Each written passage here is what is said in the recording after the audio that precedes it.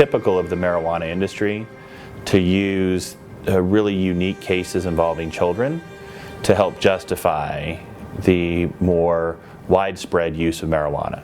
I mean, that really tugs at people's heartstrings. So we bring in, a great-grandmother in a wheelchair who's on oxygen, and she's in so much pain that she has to have this marijuana.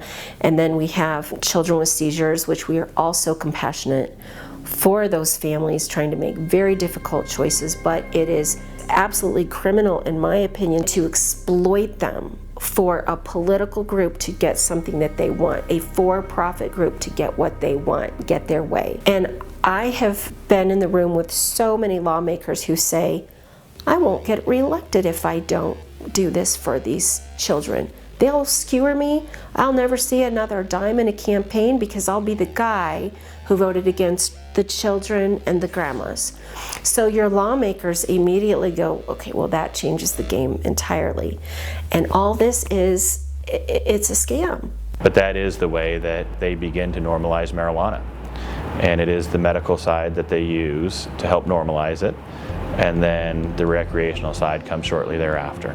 The marijuana industry and the marijuana advocates have even been transparent. This is not something they're hiding, where they've said that they will use medical marijuana as a red herring to give marijuana a good name and move forward with it. And it frankly is the same playbook as the tobacco industry, if you think about it.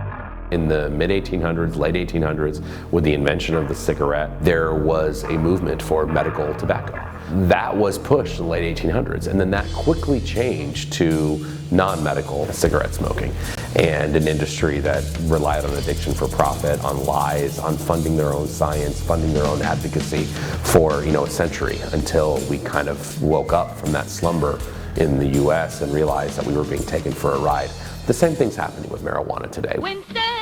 The pharmaceutical industry, the opioid industry, talk about lied to the American public for 20 years. We have a former CEO of Purdue Pharma, the company that came up with OxyContin, leaving Purdue Pharma a few years ago to form a quote-unquote medical marijuana company. And yet he's getting a pass because it's about marijuana. So we're seeing these big industries get fully invested.